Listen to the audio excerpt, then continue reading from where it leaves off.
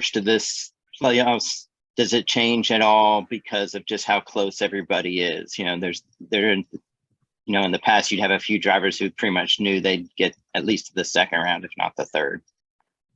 Yeah, I mean, I think for me, it makes our playoffs a little bit easier than what it was last year because everyone in front of us is a little bit closer to us. So last year, whenever we got into the playoffs, we knew that we needed to capitalize on more bonus points this year.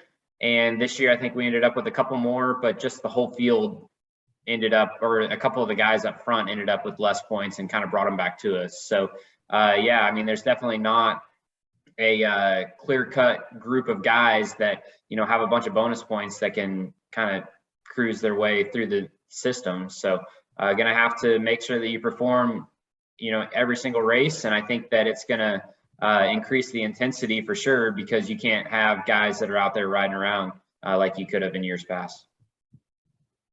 And what do you think changed after the first 5 or 6 races? Was it just luck, or did you guys do something, or did you race any sort of differently, or did anything change that kind of turned your season from that early hole? Yeah, I think it was just misfortune early in the year, and just the way that the schedule lays out with Daytona starting the season. That's, it's so much is out of your control there. And then we went to California, ended up blowing up an engine. So, I think that a lot of it was just circumstantial stuff, and we performed well in those first 5 races. We just didn't have great box scores. So leaving those races, even though we were down in the points, I was still feeling good about our group and how we performed. And we finally started to get the results that we needed after we got some momentum on our side.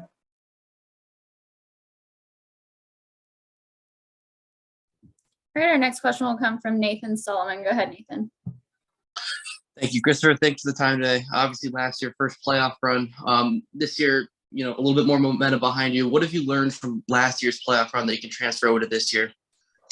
Yeah, last year's playoff run was a definitely a learning experience, and just not beating yourself. So the first round went decent, even though we had a couple flaws. We were still able to make it through that first round, and then the second round we started off at Las Vegas with a 24th place finish. So just not eliminating ourselves. I think that we have the performance capability in this number 20 group to make it deep into the playoffs. It's just going to be a matter of if we can execute and get away with limiting our mistakes and getting the results that we are capable of getting. And this summer's obviously been a really good stretch with the victory. How well do you think you can build off of that end of the first round, and how well do you like those 3 tracks here in the round of 16?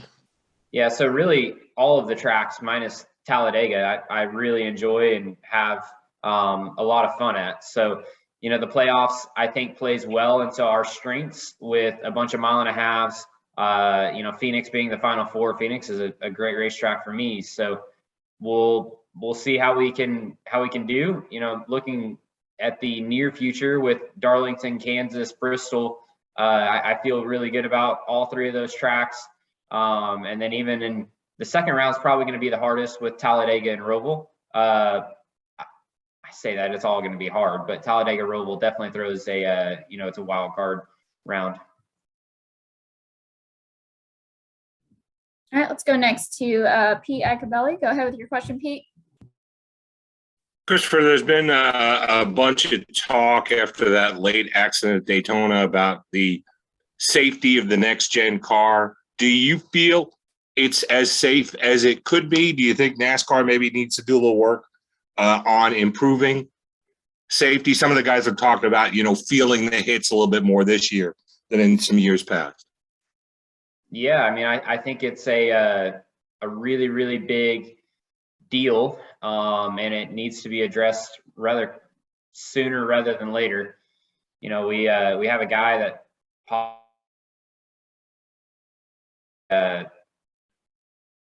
never mind, I'm not going to go down that path, but it needs to be addressed for sure. I mean, out of the few small hits that I've taken, you feel it a lot more, and most of the time it's in your head, not your body. Thank you. Next we'll go to Mitchell Brewer. Go ahead, Mitchell. Christopher, how much pressure is there to start the playoffs off with a solid run at Darlington? Does that make that race more of a pressure-packed race just because you want to start on a solid note?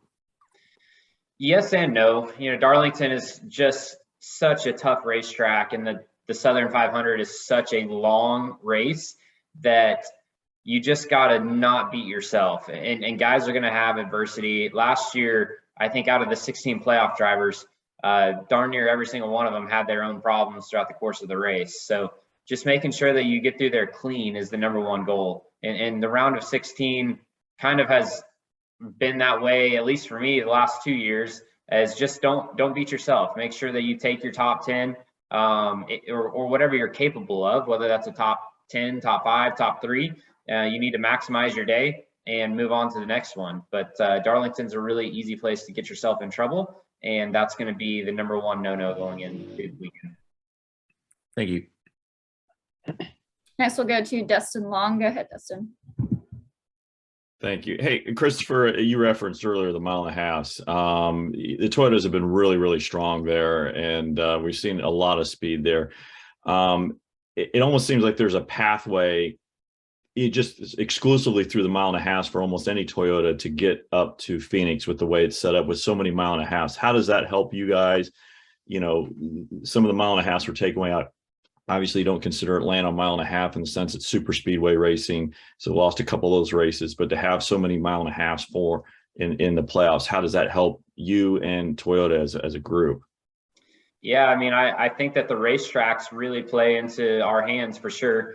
I would expect Darlington, Kansas, Homestead, Texas, Vegas, all of those racetracks to be tracks that we perform well at. The Roval is definitely one that we have circled on a place that we need to focus on to get better. That's no secret, but the tracks are there. So hopefully we're able to execute on the tracks that we're good at and have great showings. And it's always easier said than done because everyone is going to be bringing their best stuff. So I wouldn't expect the Toyotas to have a huge advantage, but those are our strengths for sure. And also you referenced the hits, and I know that at one point there was some talk about anything need to be done with the head protection, the head support, and I know some guys it's a comfort factor as much as you don't want your head too close because then you're feeling every bounce of this car. Have you adjusted any of your head support since your contacts this year or even here lately, or is that something that you feel like you're as good as possible and there's nothing that you can do to help yourself in these situations? Yeah, my seat, my headrest, I'm very content with, and it's been the same thing that I've had for the last number of years. And it's by the rule book, and it passes all the inspections and stuff like that. So it's just a matter of getting the car to absorb the impacts and not your body, and specifically your head. So it's a big deal, and I hope that we're NASCAR is able to make some progress on it here quickly. Thank you. Next question will come from David Hoffman. Go ahead, David.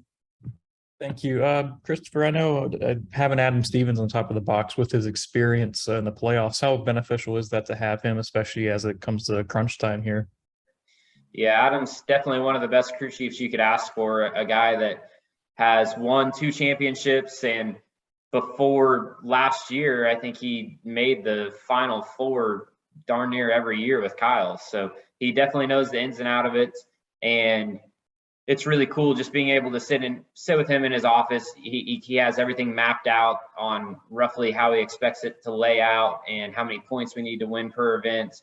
So he's been around the block for sure. So I rely on him a lot to lead us down this path. And I feel like if I do my job, then we're going to have a really good shot at making or at least having a great showing.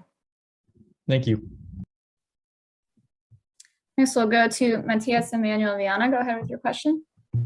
Hello, Christopher. I am Matias Vianna. My questions are 2. What are your expectations from this second playoff in NASCAR Cup? Yeah, so my expectations are to hopefully make the round of 8. You know, last year we made the round of 12, and I feel like we're stronger than where we were last year. And last year, if we didn't have a bad race in the round of 12, we arguably were in the hunt for the round of 8. So hopefully we can get to the round of 8 and see where our performance stacks up there. What tracks do you like the most in the 10 races? Yeah, that's a tough question because I really enjoy a handful of them. You know, Darlington's a great track. Kansas, Bristol, it makes up the entire first round, are all good tracks for me.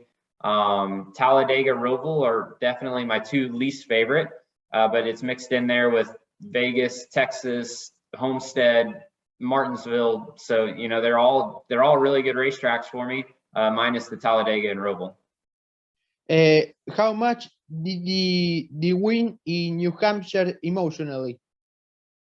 Yeah, winning New Hampshire was it was obviously a really big burst of gratifying feelings because, you know, we were right in the middle of the points hunt to make it in. And as it turns out, only one guy made it into the driver's points off of the point standings. So that was going to be very tough to do. And we got in on the owner side and the driver's side. So it was a really, really big deal for sure. Christopher, have a good luck and a good year in NASCAR. Thank you. Dustin, do you have another question? Yes. Hey, Christopher, there's certainly been talk after Daytona about what can be done in terms of weather for you guys. Obviously, I know you weren't involved in that situation, but you've been at New Hampshire and Texas the last couple of years.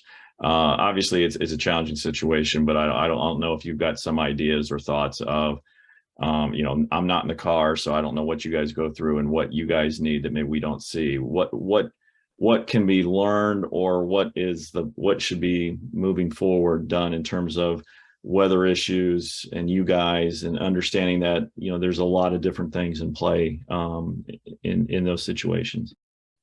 Yeah, man, I wish I had a good answer for you, but I really don't. You know, it puts everybody, or at least NASCAR, in a big box because they are under an extreme amount of pressure to race as quick as we can and, you know, get as much of the race in while we can. So, you know, I don't really think that there is no real answer. You know, we try and race as soon as possible, and we try and race as long as we can before it starts to rain again. So, you know, obviously making sure you hit the yellow button before the rain comes is important, and then getting the track dry and racing as quick as we can once it's dry is important. So I don't really know if there's any way around that. Thank you. Appreciate it. All right, Christopher, that looks to be all the questions for you this morning. Thank you for hopping on with us, and we wish you the best of luck going into the NASCAR Cup Series playoffs kicking off this weekend at Darlington. Thank you. See you.